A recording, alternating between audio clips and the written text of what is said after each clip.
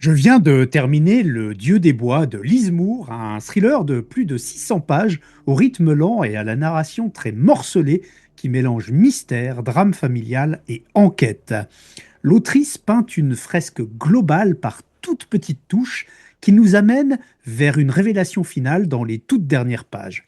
J'ai apprécié cette lecture pour ce temps pris à s'attarder sur les personnages, sur les lieux et les événements qui, dans un autre roman, seraient passés en deux temps, trois mouvements.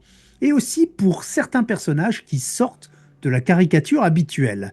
On en cause et sans spoiler, comme d'habitude.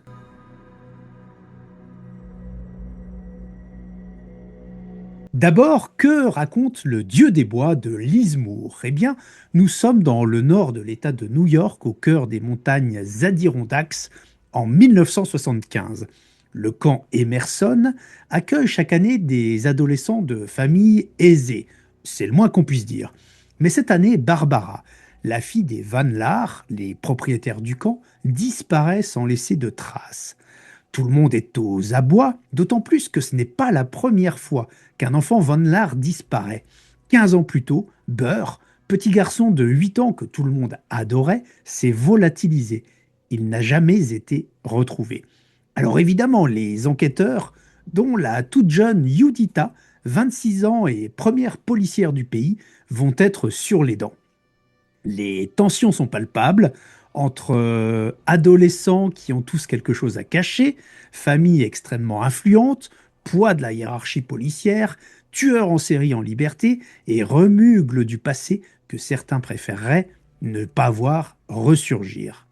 Le mode de narration choisi par Lise Moore est assez désarçonnant. L'histoire n'est pas écrite de manière linéaire ni centrée uniquement sur l'enquête. On peut découvrir des tranches de vie qui approfondissent les personnages, revenir sur une même scène mais avec un autre point de vue, ou visiter un même lieu mais à différentes époques. En début de chaque chapitre, l'autrice indique qui sera le protagoniste principal de ce chapitre et l'époque à laquelle il se déroule. Tout ceci est un peu désarçonnant dans un premier temps, mais une fois habitué à ce processus, eh bien on se prend au jeu et l'expérience se transforme en véritable page turner. On a envie de retrouver tel protagoniste, laissé dans la panade, dans le prochain chapitre où il apparaîtra pour voir de quelle manière il va s'en tirer. On est pris dans l'histoire, on se prend à faire des conjectures qui sont parfois récompensées quelques dizaines de pages plus loin, et parfois pas. Le tout est foisonnant, riche et immersif. Le personnage principal reste cette jeune policière, mais pour autant, la place qui lui est accordée est loin d'être écrasante, et le projecteur se dirige tour à tour sur une petite dizaine de personnages, dont une grosse majorité de personnages féminins.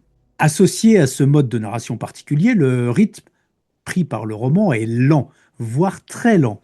Personnellement, j'aime bien quand un roman prend le temps de poser son univers, de développer ses personnages, de distiller les informations petit à petit.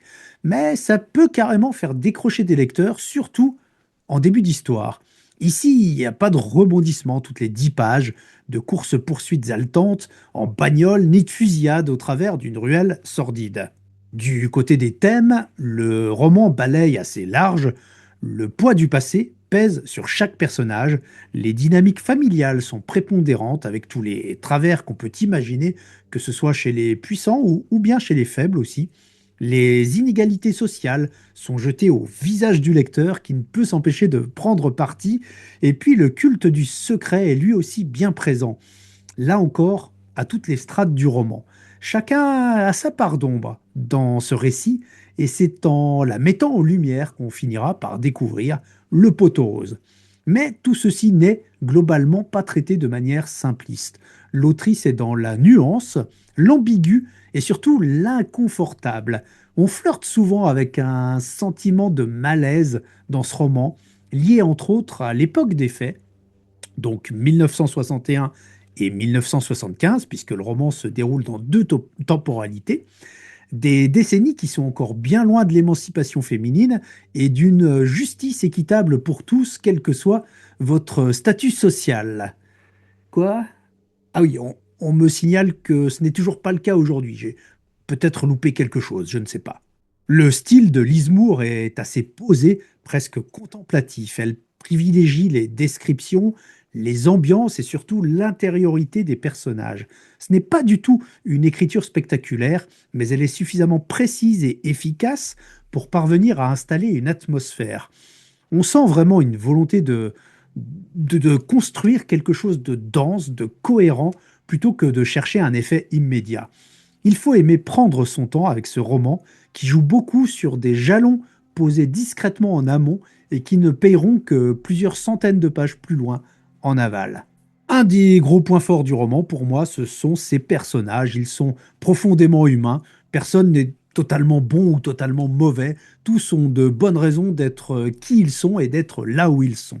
Chaque personnage a ses contradictions, ses failles, ses zones d'ombre et de lumière, même si chez certains, il faut vraiment bien les chercher. Et ça, tout ça, ça les rend plutôt crédibles.